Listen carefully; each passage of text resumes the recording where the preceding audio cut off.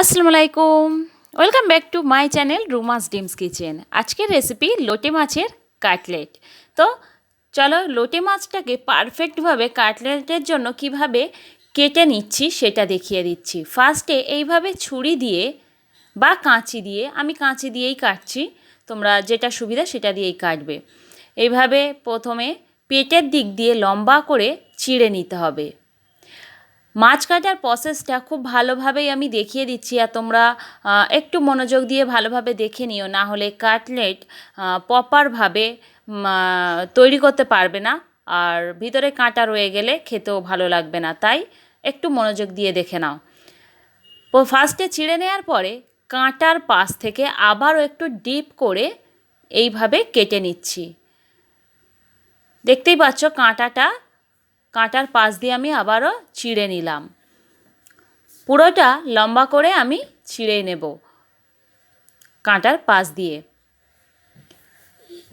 কাঁচি দিয়েই বেস্ট হবে। যদি কাঁচি দিয়ে তোমাদের অসুবিধা হয়, যেটাতেই সুবিধা হবে সেটা দিয়েই করো, কিন্তু এইভাবে ভালোভাবে দেখে নাও। দেখে এই কাঁটাটা এইভাবেই ছাড়িয়ে নিতে হবে, তাহলে কাটলেট একেবারে দোকানের মতোই হবে। কাঁটাটা ছাড়ানো এমন কোনো কঠিন কাজ নয়। আর লোটে মাছের মেন একটাই তো কাঁটা, মাঝখানের কাঁটাটাই বার করে দিলে ফ্রেশ কাটলেটের মাছ বেরিয়ে আসবে। আবারও পাশ থেকে একটু কেটে এবার মাঝখান থেকে আমি তুলে নেব। আবার ওই সাইড থেকেও সেমভাবে আমি চিড়ে নিচ্ছি কাঁটার পাশ থেকেই। একটু মনোযোগ দিয়েই দেখবে। এবার এইভাবে কাঁটাটাকে আমি কাঁচি দিয়ে কেটে তুলে নেব। দেখো কত সুন্দরভাবে কাঁটাটা আমি তুলে নিলাম, আর এইভাবে কাঁটাটা উঠে গেল। কাটলেটের মাছ একেবারেই রেডি। এটা পেপারের মধ্যে জড়িয়ে আমি টাওয়ালে জড়িয়ে রেখেছিলাম। 1 কাপ ময়দা রেখেছি, ব্রেড ক্রাম্বস, আর টাওয়ালে জড়িয়ে রাখা মাছটাকে এবার আমি বার করব। এটা আমি মিনিমাম 6 ঘন্টা এভাবে রেখেছিলাম। তোমরা কম করে 4 ঘন্টা রাখতেই হবে। এইভাবে পেপারে ফার্স্টে জড়িয়ে নিয়ে একটা মোটা টাওয়ালের মধ্যে জড়িয়ে একটা ভারী পাথর বা শিল নোড়া একটা যাওক চাপিয়ে দিলেই হবে, যে কোনো একটা ভারী কিছু। কিন্তু কম করে 4 ঘন্টা, তার নিচে রাখবে না, তাহলে এর পানি ভাবটা একেবারেই শুকাবে না। আমি 6 ঘন্টা রেখেছিলাম। দেখতেই পাচ্ছ মাছটা একেবারে পানি নেই, পুরো ড্রাই হয়ে গেছে, আর এইটা একেবারে কাটলেটের জন্য রেডি। এবার লেবুর রস, একটা লেবুর অর্ধেক লেবু আমি 6টা মাছের উপরে এইভাবে ছড়িয়ে দিচ্ছি। স্বাদ মতো নুন দিচ্ছি, 1 টিস্পুন নুন দিলাম। এবার তোমাদের স্বাদ মতো বাড়িয়ে কমিয়ে নেবে। 1 টিস্পুন আদা রসুন পেস্ট, আর কালো মরিচ 1 টিস্পুন এইভাবে ছড়িয়ে দিলাম। তোমরা চাইলে এই জায়গাতে লাল লঙ্কার গুঁড়ো ইউজ করতে পারো। হলুদের গুঁড়ো 1 teaspoon, chaat masala 1 table spoon দিলাম। আর এইভাবে হাত দিয়ে খুব ভালোভাবে মাখিয়ে নিতে হবে, যাতে প্রত্যেকটা মাছের মধ্যে মশলাগুলো লাগে। ভালোভাবে ম্যারিনেট করে 10 মিনিটের জন্য ঢাকা দিয়ে ফ্রিজে রেখে দেব। এবার 1 কাপ ময়দার সাথে 1 টিস্পুন হলুদের গুঁড়ো, স্বাদ মতো নুন দিয়ে নিলাম, আর জিরে পাউডার দিলাম 1 টিস্পুন, 1 টেবিল স্পুন কালো মরিচের গুঁড়ো আর লাল লঙ্কার গুঁড়ো স্বাদ মতো দিয়ে দেবে। দিয়ে ভালোভাবে মাখিয়ে পানি দিয়ে এটাকে একটা ব্যাটার বানিয়ে নেব।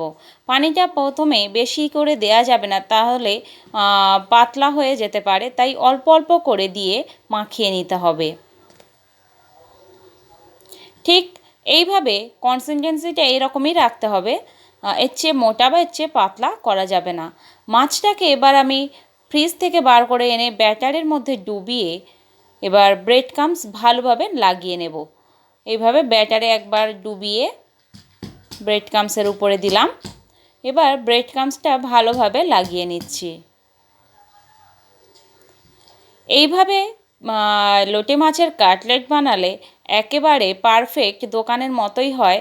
আর যেভাবে আমরা সামুদ্রিক এলাকাতে খেয়ে থাকি ঠিক একই রকম প্রসেসেই বানানো হয়, তাই চেষ্টা করবে কোনো স্টেপ যাতে মিস না করার, প্রত্যেকটা স্টেপই ফলো করো, দেখবে পারফেক্টভাবে কাটলেট বানানো যাবে খুব সহজেই বাড়িতে।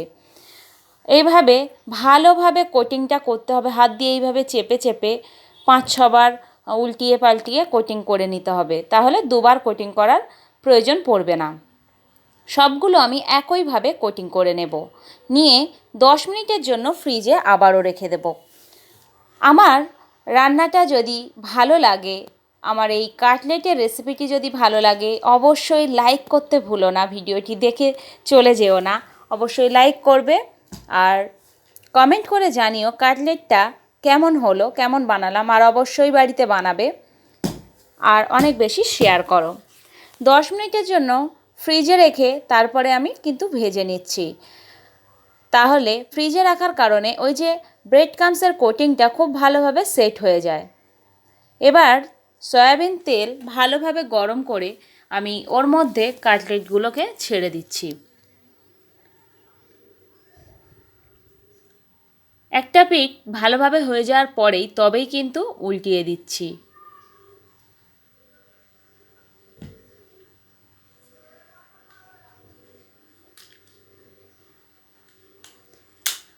লোটে মাছের এইভাবে কাটলেট বানালে সত্যিই টেস্ট অসাধারণ হয়, তোমরা অবশ্যই বাড়িতে বানিও আর আমাকে জানাতে কিন্তু ভুলবে না। ভালোভাবে দুটো পিঠই লাল করে ভেজে নেওয়ার পরেই আমি তুলে নিচ্ছি, এটা খুবই ক্রিস্পি হবে।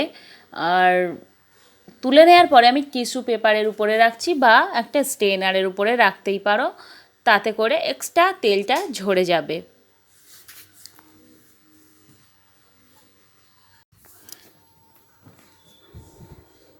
বাকিগুলো আমি সেম প্রসেসেই ভেজে নেব। দুটো পিঠই লাল করে ভেজে নেওয়ার পরে আমি তুলে নিচ্ছি।